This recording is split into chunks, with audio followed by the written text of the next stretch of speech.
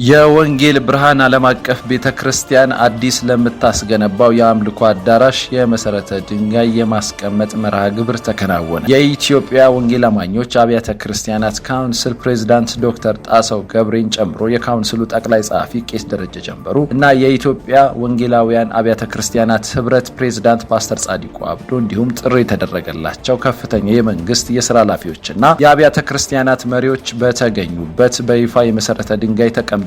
የካውንስሉ ፕሬዝዳንት የሆኑት ዶክተር ጣሰው ገብሬ ለቀጣይ ትውልድ የሚሻገር እንዲሆን በጥራትና በፍጥነት እንስራ ብለዋል። ቤተክርስቲያን ከህንጻ ባሻገር የምዕመን ህይወት በቅድስና መስራት ላይ ጥንቃቄ እናድርግ ያሉት ደግሞ የኢትዮጵያ ወንጌል አማኞች አብያተ ክርስቲያናት ጠቅላይ ጸሐፊ ቄስ ደረጀ ጀንበሩ ናቸው። ዛሬ እግዚአብሔር ጊዜ ጨምሮልናል። በተሰጠን ጊዜ ሳንጠቀም እንዳንጸጸት በተጨመረልን ጊዜ የእግዚአብሔርን ስራ ልንሰራ ይገባል ያሉት ደግሞ የኢትዮጵያ ወንጌላውያን አብያተ ክርስቲያናት ህብረት ፕሬዝዳንት መጋቢ ጻዲቁ አብዶ ናቸው። የቤተ ክርስቲያኒቱ መሪ ሐዋርያው ዳንኤል መኮንን በበኩላቸው ይህ የሚገነባው የቤተ ክርስቲያን አዳራሽ የነገ ትውልዶች ነው። ዛሬ ስንሰራ የሚያመልጥና የሚድን ትውልድ እያሰብን እንሰራለን ብለዋል። የወንጌል ብርሃን ዓለም አቀፍ ቤተ ክርስቲያን በ1990 ዓ.ም ጀምሮ ባለፉት 28 ዓመታት በሀገራችን ኢትዮጵያና ከሀገር ውጭ የምስራቹን ወንጌል እየሰበከች መቆየቷ በመድረኩ የተጠቀሰ ሲሆን የሐዋሬ ወንጌል ብርሃን ዓለም አቀፍ አጥቢያ ቤተ ክርስቲያን አዲስ ህንጻ ግንባታ በዕለቱ የተገኙት የአብያተ ክርስቲያናት መሪዎች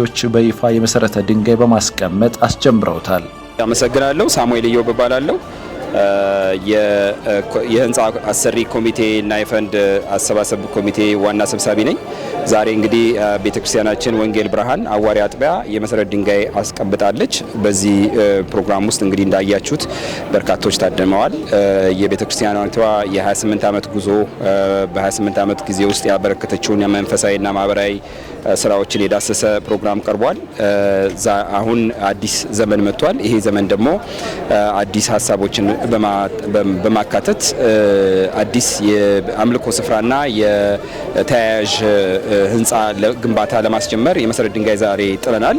ይህን የመሰረት ድንጋይ መጣልን ተከትሎ የተለያዩ ስራዎች የምንሰራበት ጊዜ ይሆናል። ይሄም ከቴክኖሎጂ መረጣ፣ ከጊዜ፣ ከጥራት፣ ከምቾት እና ከቅልጥፍና አንጻር በአጭር ጊዜ ውስጥ ማከናወን የምንችለውን ነገር ለማድረግ የሚያስችለን ልዩ የቴክኖሎጂ መረጣ ጊዜ ይኖረናል። ቴክኖሎጂውን መርጠን ከጨረስን በኋላ በቀጣይ ወደ ስራ የምንገባበት ጊዜ ይሆናል ማለት ነው። እንግዲህ ቤተክርስቲያናችን በረጅም ጊዜ መንፈሳዊና የማህበራዊ አገልግሎቷን የበለጠ አጠናክራ ተደራሽነቷንም አስፍታ የቀጣዩንም ትውልድ ፍላጎቶችን ማካታ በቀጣይ በአዲስ ጉልበት በአዲስ ራዕይ ለመዝመት ዝግጁ ሆነናል ማለት ነው። ይሄን ይመስላል። አመሰግናለሁ።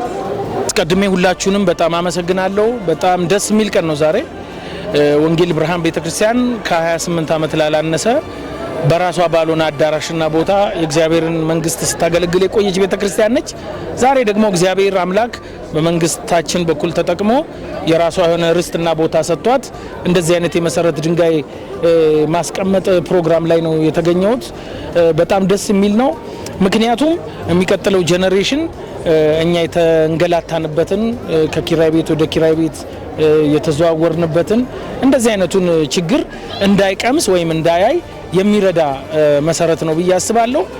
በራሳቸው አዳራሽ ውስጥ የሚያመልኩ ትውልዶች ይሆናሉ ብዬ አስባለሁ። ስለሚቀጥለው ትውልድ በማሰብ እግዚአብሔርን አመሰግናለሁ። ሌላው ወንጌል ብርሃን ብቻ ሳይሆን ብዙ ቤተክርስቲያኖች እግዚአብሔር በመንግስት በኩል በሰጣቸው ቦታ የራሳቸውን መሰረት እያኖሩና ግንባታም እየጀመሩ ደግሞ የሚያስመረቁ ቤተክርስቲያኖች አሉ።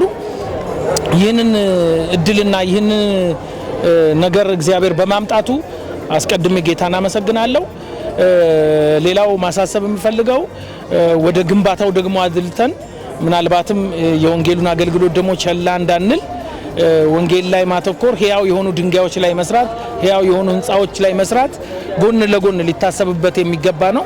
ይህንን ህንጻ እግዚአብሔር እንድንገነባ ሲሰጠን የህንጻው ሪቫይቫል የሚመጣ ትውልድ አለ ማለቱ ይመስለኛል። የሚመጣ ጄኔሬሽን አለ፣ ሚድን ሰው አለ። ለዛ ቋትና ማስቀመጫ ይሆን ዘንድ ነው ይህንን እየሰጠን ያለው። በዚህ አዳራሽ ግንባታ በደስታ ብናስቀምጥም የሚያሳስበንን ነገር ደግሞ በዚሁ እያሰብን እየጸለይንበት ለሚመጣው ትውልድ በቂ የሆነ ምግብ በቂ የሆነ ደግሞ አቀባበል የምናደርግበት ጸጋ እግዚአብሔር ያብዛልን እላለሁ። እንኳን ደስ አላችሁ። ተባረኩ።